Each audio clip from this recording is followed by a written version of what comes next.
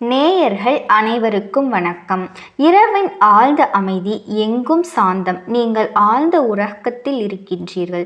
பகல் முழுவதுமான சோர்வுக்கு பிறகு உங்கள் உடலும் மனமும் ஓய்வெடுக்கின்றன. அப்போது திடீரென்று உங்கள் உறக்கம் கலைகின்றது.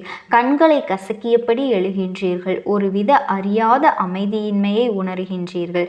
நேரம் பார்க்கின்றீர்கள். வழக்கம் போல் கடிகார முட்கள் நள்ளிரவு 3 முதல் 5 மணி வரையிலான நேரத்தை காட்டுகின்றன.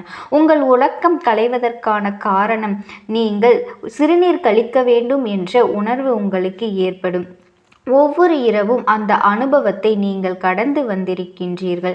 ஒருவேளை நீங்கள் இதை இயற்கையான செயல்பாடு என்று கருதி புறக்கணித்திருக்கலாம், அல்லது எழுந்து தண்ணீர் குடித்திருப்போம், முதுமையின் அறிகுறியாக இருக்கலாம்.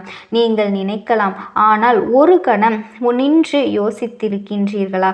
எதற்காக நமக்கு இப்படி தோன்றுகின்றது என்று, எதற்காக இந்த நேரத்தில் நாம் எழுந்திருக்கின்றோம் என்று? இந்த ரகசியத்தை நீங்கள் கேட்டால் உண்மையாகவே ஆச்சரியப்பட்டு போவீர்கள். அதற்கு மாறாக இது பிரபஞ்சத்தின் ஒரு சாதாரண நிகழ்வு அல்ல. உங்களுக்காக நேரடியாக அனுப்பப்படும் ஒரு மர்மமான மற்றும் இது ஒரு சிக்கலாகும். நீங்கள் இவ்வளவு காலம் செவிசாய்க்காமல் இருந்த ஒரு அழைப்பு. எனவே உங்கள் மூச்சை பிடித்து கொண்டு அமருங்கள். ஏனென்றால் இன்று காலை 3 மணிக்குள் சிறுநீர் கழிப்பதற்கான உறக்கம் அல்லது களைவது உங்கள் வாழ்க்கையை மாற்றப்போகும் ஒரு அற்புதமான ரகசியம் என்பதை நீங்கள் அறிவீர்கள். இது உங்கள் விதி, உங்கள் எதிர்காலம் மற்றும் ஆத்மாவோடு தொடர்புடைய ஒரு உண்மை. இதை அறிந்த பிறகு மீண்டும் நீங்கள் சாதாரணமாக இதை பார்க்க மாட்டீர்கள். பிரம்ம முகூர்த்தம், தெய்வீக சக்தியின் நேரம். நமது பண்டைய இந்து மத நூல்கள், வேதங்கள் மற்றும் புராணங்களில் நேரம் என்பது கடிகாரத்தின் டிக் டிக் என மட்டும் கருதப்படவில்லை. நேரம் ஒரு வாழும் சக்தியாக, ஒரு உயிரோட்டமான ஆற்றலாக கருதப்படுகின்றது. 24 மணி நேரத்தின் ஒவ்வொரு நேர பகுதிக்கும் அதன் சொந்த சிறப்பு, அந்த ஆற்றல் மற்றும் முக்கியத்துவம் உள்ளது.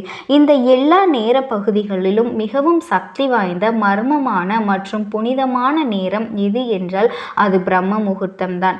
அதாவது காலை 3 முதல் 5 மணி வரையிலான நேரம். பிரம்மம் என்ற பெயரே அதன் அர்த்தத்தை உள்ளடக்கியது.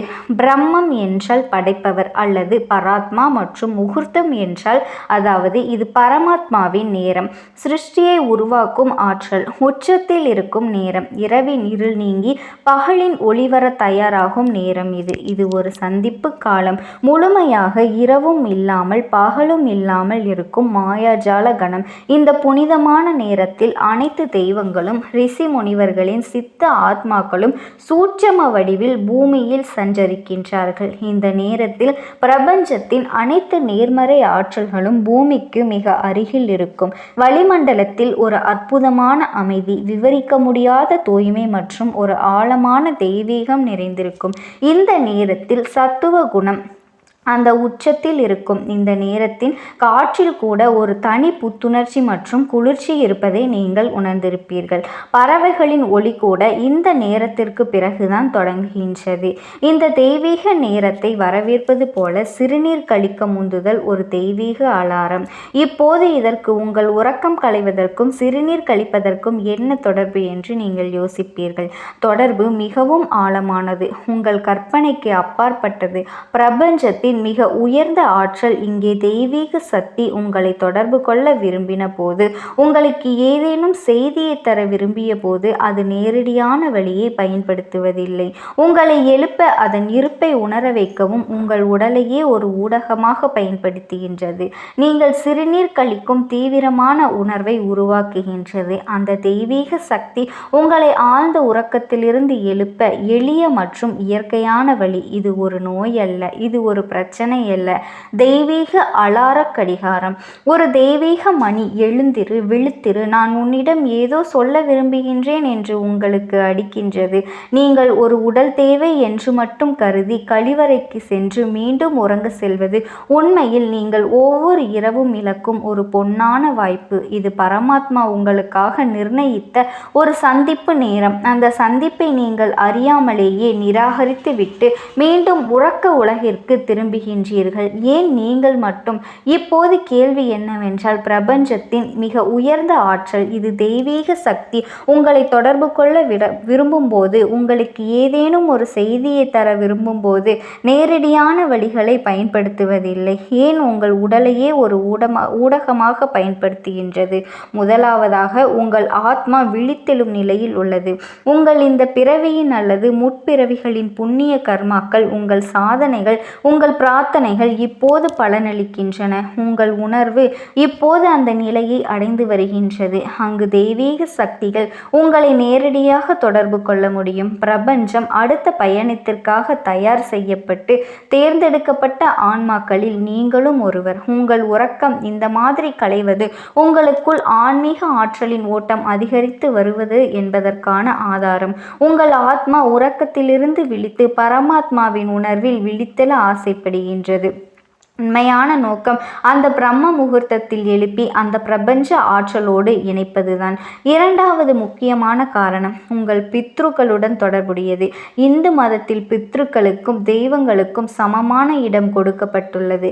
அவர் சூட்சும லோகத்தில் வசித்தாலும் தங்கள் குடும்பத்தோடு இணைந்திருக்கின்றார்கள். பிரம்ம முகூர்த்தம் என்பது உலகமும் சூட்சகம் உலகமும் பிரபஞ்சத்தின் நமது உலகின் இடையே மெல்லிய திரை மெல்லிதாக மாறும் நேரமாக இருக்கின்றது. இது ஒரு புதிய அணுகுமுறை. எனவே அடுத்த முறை இரவின் அமைதியில் 3 மணி முதல் 5 மணிக்குள் உங்கள் கண்கள் திறக்கும் பொழுது அதிர்ச்சியடைய வேண்டாம். புன்னகைத்து மனதிற்குள் சொல்லுங்கள், யாருடைய அழைப்பு என்று எனக்கு நன்றாக தெரியும். நான் தயாராக இருக்கின்றேன். இந்த ஞான ரகசியம் நமக்கு நம் முன்னோர்களால் வழங்கப்பட்டது.